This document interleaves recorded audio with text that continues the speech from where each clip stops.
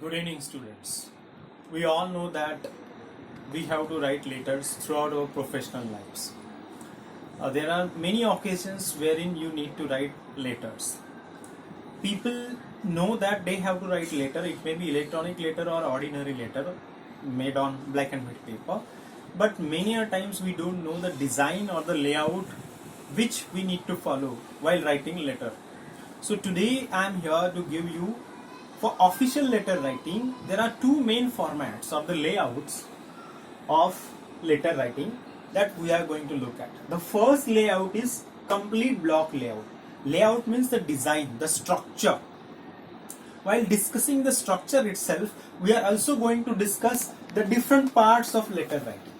Remember, we are discussing official letter writings or formal letter writing. So first of all, the first design is complete block layout. Now if you can see this, everything, the first speciality or the characteristic of complete block layout is that everything is left aligned. Every line starts at the left margin line. There is no indentation, there is no paragraph. So the first part that you write, leave some space when you are writing on page, or when you are typing it, leave one enter space over here, and then you start writing. The first line that you write, it has to be the name of the sender. It may be RB Patil, it may be Ram Patil, whatever it may be. So write the name, then the address of the person. The whole thing is called sender's address. Now after that, if you can see here on the board, the dotted lines are there. Now I have written dotted line over here. It is because I cannot show you the space. So you have to separate two parts of the letter writing by leaving one line space. So when you are writing it, leave the actual line, because when you are writing on the ruled page. Here I do not have lines already. That's why I am showing the space with dotted line. See, so two parts are separated by one line space. Make it a point. So when you are typing it, make sure that you leave one enter space so that you can separate two parts of the letter. So the first part of the letter, everything is left aligned in complete block layout. The first part is sender's address. The second one is date line. Remember the way you write date. Always write 11 April 2020. Do not put any full stop. See, in the sender's address also there is no need of putting full stop and comma. This is the speciality of complete block layout, that there is no punctuation mark in sender's address, in date line, in salutation and receiver's address. That saves our time. So the first thing, sender's address. The second one is date line. You are not supposed to write date and put a dash or colon and then write. No, anybody can understand by the way it is written that it is a date. So the date has to be written 11 April 2020. We follow British method of writing letter. That's why the day first, then the month, and then the year. You are not supposed to write April 11 2020. No, we follow British method of writing date. So you have to follow the date line. Do not say 11th A or 11th 04 2020. Again, it creates the confusion. The third part is the receiver's address. When you are writing receiver's address, majority of the time I have found that the people write to. Do not say to. Directly write the and the person, the principal. Now I have addressed the designation over here, because this person may change. This person may change, but the designation will not change. So the principal and the address. So this is called receiver's address, and the speciality, as I said, there is no need to put a full stop or comma anywhere. There is no punctuation. It is also called open punctuation, and everything is left aligned. After this receiver's address, leave one line space. I have shown it through dotted line. The next part is salutation. Salutation is a kind of greeting, like respected sir, dear sir, like this. Now when the person who is sending the letter and the person who is receiving the letter, both of them belong to the same organization, and if the designation allows, you have to write respected sir, because the principal is the higher authority, and that's why respected sir. If the principal writes the letter to the subordinate, just sir, that would be sufficient. Now after this salutation, leave one line space.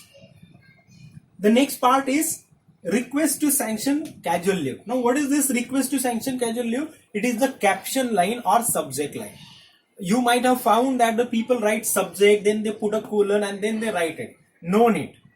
Directly you write the subject, whatever the topic is, and it has to be incomplete single line. I repeat, incomplete single line. It is not a complete sentence, and it should be written in such a manner that the whole body can be understood. The person should understand what exactly the letter is all about. So you need to be very, very careful. You need to be very you need to have that precision to write this particular subject line. After subject line, leave one line space. Then I have written 3 paragraphs. This is called body of the letter. Now, why 3 paragraphs? There is a reason behind it. When you are writing body of the letter, there has to be 3 paragraphs. It is because in the first paragraph, you write the reason behind writing the letter.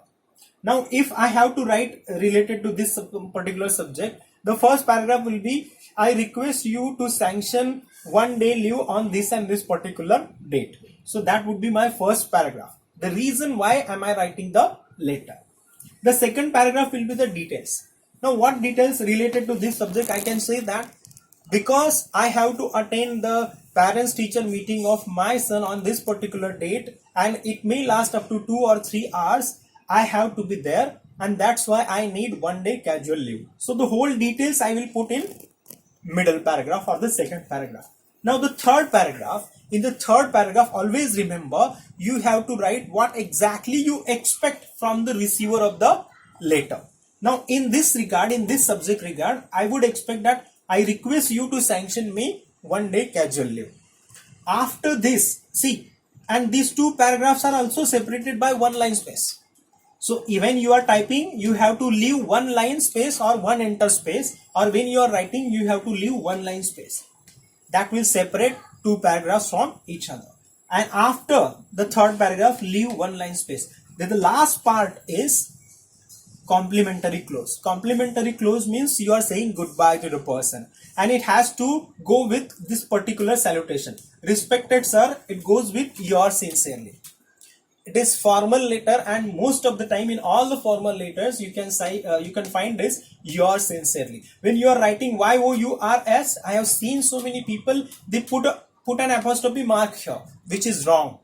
Yours sincerely itself is a possessive case, so you can simply mention yours sincerely, signature, name of the person and his designation. Pause.